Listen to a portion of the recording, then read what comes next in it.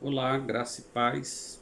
Vamos continuar aqui. Nós estamos meditando do verso 4 ao verso 8 do capítulo 2 de Gênesis.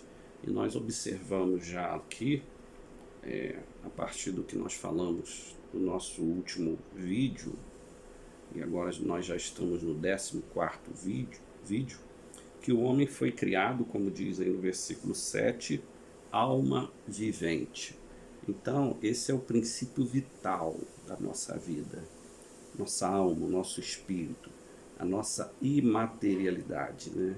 E por causa disso, nós podemos dizer que o homem é um ser inteligente, é um ser vivo, imaterial, que ele não precisa necessariamente de uma forma material para existir. E por causa disso, nós podemos dizer também que o homem tem personalidade. O que é personalidade? Alguma coisa intangível que você descreve o que é, mas você não consegue materializar isso, né? A alma do homem é o ser, né, dele, é o ser próprio de um indivíduo, né, que nós podemos caracterizar como alguém moralmente, por exemplo, moralmente responsável. Nós, quando falamos de mente, estamos nos referindo a essa nossa imaterialidade, os pensamentos, a capacidade de autoconsciência, e por aí vai.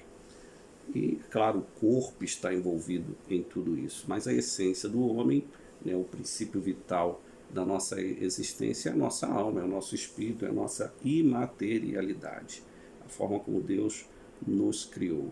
E parte desse princípio tudo que nós somos.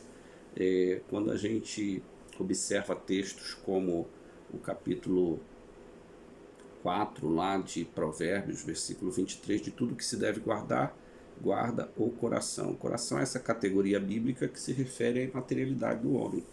Nós vamos observar também que quando a gente caracteriza uma pessoa, um homem, um ser humano, nós temos que considerar três capacidades que o homem tem e que são idênticas à de Deus, do ponto de vista da sua existência, essência da sua existência, que é a capacidade de pensar, que é a capacidade de sentir, de se emocionar, e a capacidade de decidir a partir da sua vontade. Razão, emoção e volição, que é vontade, como a gente aprende lá no curso de teologia. E a partir dessas três perspectivas é que nós vamos começar a descrever como o homem, permitam-me dizer, funciona. E como tudo isso pode ser definido nessa categoria bíblica que se chama coração. Quando a Bíblia fala o coração do homem, Provérbios 16:1, pode fazer planos, está falando da capacidade do homem pensar, da sua cognição, está falando da sua capacidade de sentir, ou seja, das suas afeições, de atribuir valor a alguma coisa, a sua capacidade de amar. E a partir daí, de tomar decisões. Sendo que dessas três competências, podemos dizer assim, a primária é a capacidade de pensar, de julgar. Deus criou o homem para poder se comunicar com ele. E, para tanto, eu já disse isso, o homem precisaria ter capacidade de compreender Deus, de julgar a palavra de Deus, a vontade de Deus, assumir ou não a vontade de Deus, a palavra de Deus para a sua vida e tomar uma decisão a partir dessa vontade. É assim que a identidade de cada um é formada.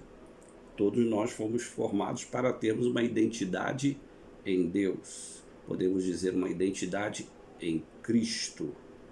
E tudo isso depende do que nós pensamos, ou seja, quando Paulo escreve aos Romanos, para falar da conversão de alguém, da fé dessa pessoa, ele fala que é com o coração que se crê.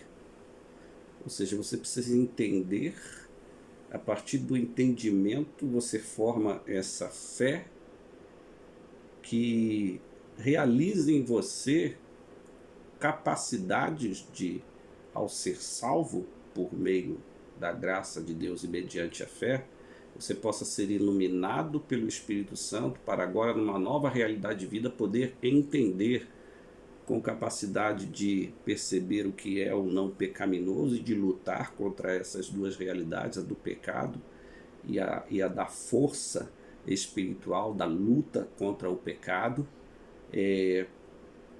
Você desenvolver afeições que correspondam a essa sua fé e tomar todas as decisões dia a dia nós estamos decidindo coisas e tudo tem a ver com essas nossas capacidades, né, de pensar, de sentir e de tomar decisões de acordo com a nossa vontade, porque Deus nos fez assim. Ele nos deu um coração, Ele nos deu uma forma de viver espiritual correspondente a dele, para que a partir dessa possível comunicação com Deus nós pudéssemos desenvolver a nossa vida tendo uma referência, Deus. Quando o homem perdeu essa referência, quando o homem passou a desenvolver a sua humanidade e a sua vida fora da única referência que ele deveria ter para a vida, que é Deus, ele passou a morrer, ele passou a viver a realidade da morte, porque só a vida no Criador, só a vida em Deus. E tudo aquilo que a serpente promete ao homem como forma de vida, na verdade era morte, porque ela não, o homem autoexistente não existe. Ele só existe por causa de Deus. E a gente já falou isso nos primeiros vídeos, baseados lá em Colossenses, capítulo 1, versículo 16, 17 em diante, que Deus nos criou em Cristo Jesus, para Cristo Jesus, e tudo é sustentado pela pessoa do Senhor Jesus Cristo, ou seja, o Filho é o responsável pela nossa criação, o Filho é dono da humanidade, a humanidade foi feita para Ele, foi criada por Ele e subsiste nele. E fora dessa única possibilidade e condição de vida é a morte. Não há vida fora de Cristo. Então tudo precisa agora convergir novamente para Ele, fazer um retorno para Cristo. Ou seja, quando Paulo diz o viver para mim é Cristo, no capítulo 1 de Filipenses, ou como ele diz em Gálatas 2:20, já não sou eu quem vivo, mas Cristo vive em mim, Paulo tem em mente justamente essa nova vida, somente possível em Cristo. É claro, nós ainda vivemos no corpo, nessa realidade pecaminosa, onde a nossa inclinação para as coisas da carne, que milita contra a nossa nova possibilidade de nos inclinarmos para o Espírito, essas duas realidades de vida estão sempre lutando, né? Como está lá a gente vê lá em Gálatas 1, 16, 5, 16 e 17, a carne milita contra o Espírito, né? Para que o nosso desejo carnal não prevaleça sobre a vontade de Deus. E tudo isso tem a ver com o que nós pensamos, com o que nós sentimos e como nós decidimos a nossa vida. Nós vamos falar e vamos poder falar a respeito, por exemplo, das nossas emoções. As pessoas têm grande dificuldade de lidar com as suas emoções e nós somos essencialmente seres emocionais. A linguagem de Deus com o homem é uma linguagem emocional. Por isso que o grande mandamento é amarás. Uma emoção está envolvida. A emoção mais preciosa, superior em relação a todas as outras. O amor, né? A capacidade de desenvolver um afeto. A partir de quê? A partir da sua capacidade de atribuir valor a alguém ou alguma coisa. Então, quando a Bíblia diz que o primeiro grande mandamento, está lá em Deuteronômio 6, está lá em Mateus 22, é amar a Deus, ela está nos dizendo que a nossa força emocional do amor deve estar inteiramente voltada para a pessoa de Deus. Mas para isso você precisa atribuir a ele um valor supremo. Você precisa se afeiçoar a ele a partir do conhecimento de quem ele é, do que ele fez por você e do que faz por você. Então isso é alguma coisa que precisa ser desenvolvida para a nossa salvação e para o desenvolvimento da própria salvação.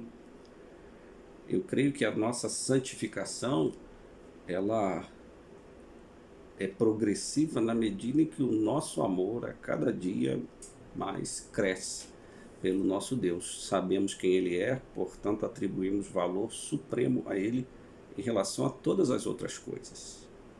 E isso vai trazer cura emocional. Nós vamos falar um pouco mais sobre isso mais adiante, de uma forma mais pausada. Mas eu estou aqui querendo dizer agora sobre como nós funcionamos, a partir do que pensamos, a partir do que sentimos, desejamos, decidimos. E a gente vai ver isso tudo começar a acontecer agora aqui, quando Deus ele faz brotar esse jardim, ele põe o homem nesse lugar e agora começa a criar no homem, na humanidade, várias percepções da vida. Ou a gente pode dizer sensos. Senso de necessidade, de liderança, de responsabilidade, de dependência, de limite. Tudo isso Deus vai começar a trabalhar no homem aqui, nesses poucos versos do livro do Gênesis. Mas a gente vai passo a passo, até chegar lá. Deus abençoe.